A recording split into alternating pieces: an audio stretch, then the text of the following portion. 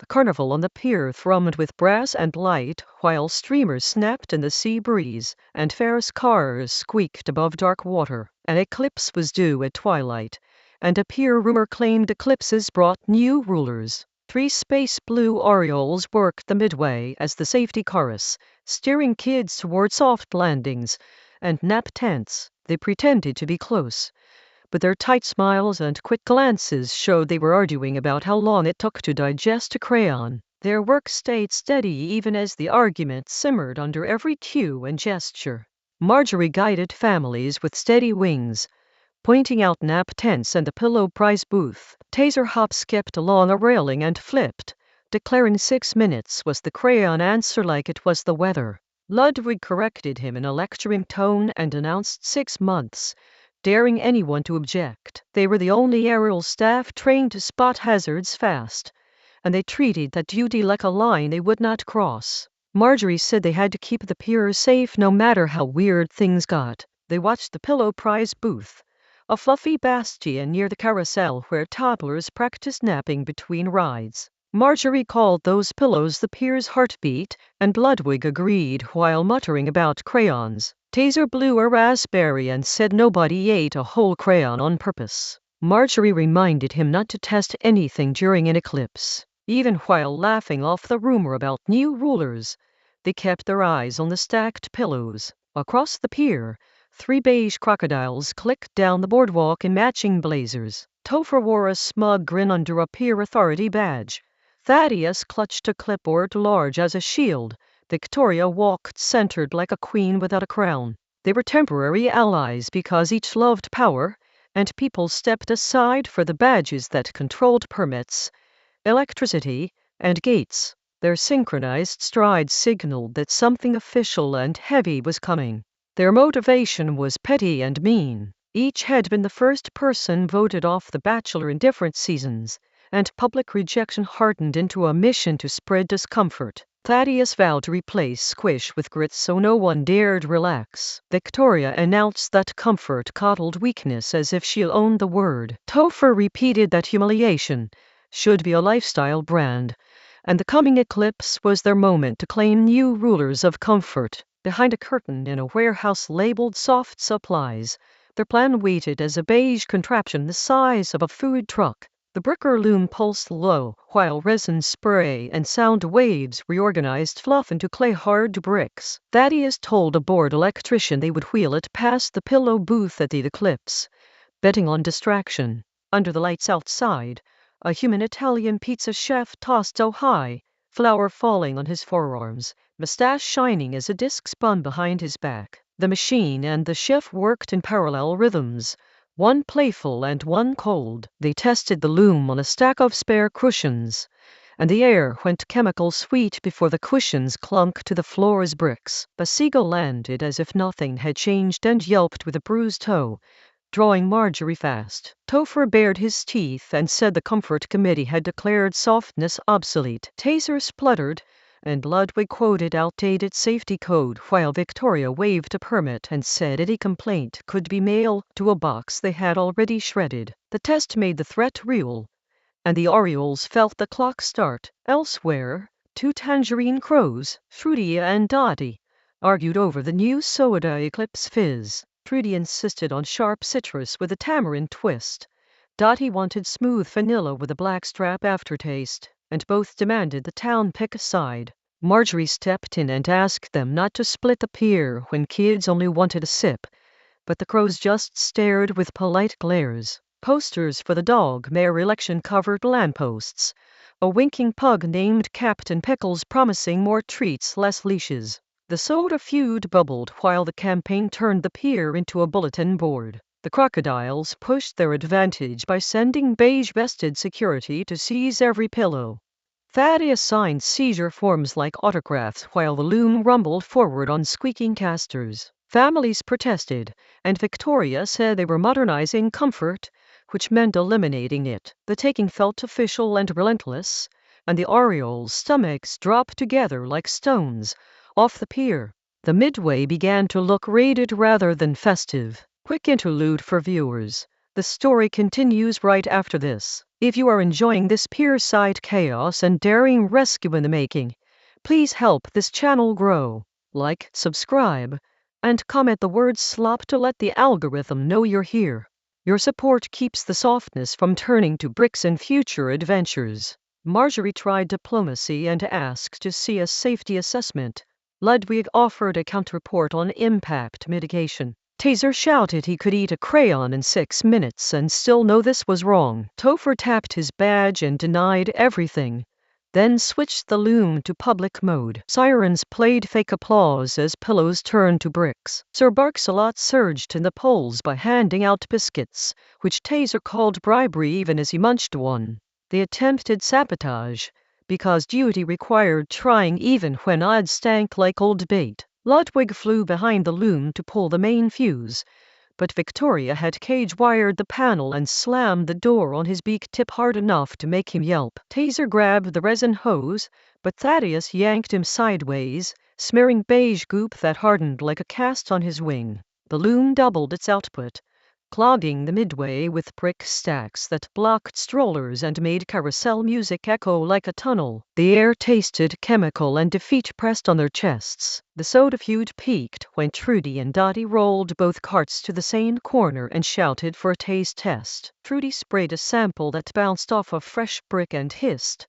Dottie's sample hit and bubbled. Marjorie watched the reactions and began to suspect the carbonation affected the resin. Dottie scoffed that suspicion was not a plan, and Trudy fluffed her feathers like a flag. The clue hung in the air like fizz after a pour. As the Eclipse shadow approached, the pier looked like a construction site with music. Nap tents clattered into cubicles and children cried. Marjorie drifted to a lamppost and stared at the gray bite eating the sun, and her wings shook for the first time. The three Orioles looked at the hardened midway and felt their pretend friendship stiffen with it. The mood shifted from busy to brittle in a single breath. Tension split the trio. Taser snapped that if Ludwig had pulled the fuse faster, they would be finished. Ludwig shot back that if Taser had not yelled about crayons, the crocodiles might have underestimated them. Marjorie told them to stop because people needed them, but her voice thinned with despair. She said they were just three birds who practiced smiling, and maybe that was not enough against a world that hardened at a switch. Marjorie still walked to the soda carts, because helping others might return help. She asked Trudy and Dottie to explain their flavors without insults and tasted both. She said the truth. Each was good alone, better together. She proposed a tangerine-tamarind truce blend, and offered to run the first combined tasting under the Eclipse. Trudy blinked. Dottie considered, and then both laughed and agreed because Marjorie listened and gave them credit. In thanks, Trudy shared a secret from boardwalk fashion shows. The beige crocodiles panicked at socks with sandals, a style phobia. Dottie cawed that the dog mayor campaigns lost and found held piles of socks and promo sandals. They mixed a test splash and poured it over a small brick in a bucket. It fizzed and sloughed into fluff with an orange sugar burp. Marjorie spoke the plan out loud. Stage a socks with sandals flash mob to break crocodile command. Cut power to the loom during the panic. Then use the blended Eclipse fizz to reverse the bricks. The steps gave everyone a way forward. The Orioles assembled a team with the crows as sharp new wings. Trudy and Dottie split their flock to gather socks and sandals and to mix vats of soda with sprayers along the pier. Ludwig recruited ride operators who knew every breaker panel, and Taser rallied kids and parents who wanted nap tents back. Captain Pickles promised campaign volunteers with wagons and wagging tails. The pier shifted from fear to organized motion. When the Eclipse neared totality, a hush fell and a wind smelled of brine and caramel corn. Dottie signaled, and dozens of people stepped out wearing socks with sandals, strutting like runway models. Topher squealed. Thaddeus clutched his blazer, and Victoria's eyes went wide. Panic rippled as the strutters, guided by Trudy's aerial choreography, flowed past the loom in an S-shaped parade. The spectacle broke the crocodile's rhythm. Taser grinned and swooped to the loom's rear, while Thaddeus covered his eyes and whimpered about clashing textures. Ludwig called directions in a calm professor tone, and Marjorie counted like a dance captain. The crows dropped a loop of extension cord to snare the panel latch, and Ludwig yanked it open with a precise tug. Trudy's team sprayed barricades with the truce blend, and bricks hissed into damp fluff that made kids cheer. The turning point had arrived and felt earned. Victoria tried to recover by ordering security to seize the socks, but the sock squad multiplied with laughing parents stomping and squeaking. Topher backed into the Ferris wheel gate and tripped over a Sir Barks-a-Lot banner as the candidate barked into a megaphone about civic cuddles. Marjorie dove for the main breaker and snapped it down, and the loom's hum died like a swallowed groan. Taser whooped that 6 minutes was plenty to save a day, and Ludwig said data later, heroics now. Together they pulled the resin hose clear and held their ground. The crowd counted down the last sliver of Eclipse as the crocodiles fled backward into the light, boxed in by strutters and wagging tails. Trudy and Dottie led the final spray, bathing big brick piles until the pillows puffed back into form, damp and perfect for emergency naps. Security, free of crocodile orders, stepped forward with real authority and applied zip ties. The beige trio had no bureaucracy to hide behind, only a line of soft pillows that looked like a quiet verdict. Relief swept the pier in a single breath. Undoing the damage took teamwork and buckets. Crows kept misting stubborn bricks, while ride operators inspected stress and cleared paths. Nap tents went up again, and children who had cried fell asleep in relieved heaps. Moxie, a 3-legged mutt running a long-shot campaign, organized a towel brigade to dry pillows, her practical barks keeping everyone moving. The pier exhaled as systems returned to normal. By the time the sun returned, the pier was soft again and families waved from the Ferris wheel. The dogmare election held an impromptu vote counted in biscuit crumbs on a platter. Sir Barks-a-Lot conceded when Bird stole his last biscuits, and Captain Pickles said he only ran for visibility. Moxie won by tail wags and teamwork and signed her first policy with a paw print. Emergency nap hour after every crisis. The result made sense to everyone who had just rebuilt softness. The crocodiles faced full consequences without sympathy. The pier authority removed them from all committees and handed them to city officers for charges of reckless endangerment and sabotage. A Carnival judge banned them from reality television and any job with comfort in the title. They were marched past the repaired pillows, which felt like a final, quiet verdict. Their power ended where softness began again. When the noise faded, the Orioles finally asked the first aid nurse about the crayon argument. She said not to eat crayons, but if someone did, it could take a day or two, and advised water and better choices. Ludwig harumphed that 6 months was dramatic. Taser crowed that 6 minutes was showmanship. Marjorie smiled and said the answer was that friends listened even when the topic was silly. The pier changed in soft ways that mattered. The Comfort Council reformed with parents, vendors, and birds, and no reptiles with badges.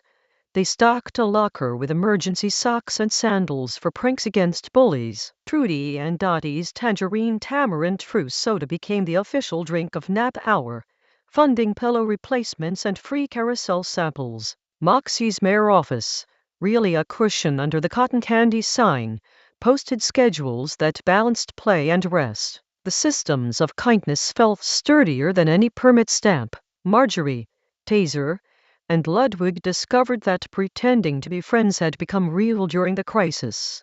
They still bickered, like when Taser claimed 6 minutes was enough to digest pride and Ludwig drafted a pamphlet titled "No, it does not," but their arguments ended in laughter now. They kept flying the midway together, teaching kids to spot kindness like lifeguards spot rip currents. When the next eclipse rumor drifted through town, people said new rulers had already arrived.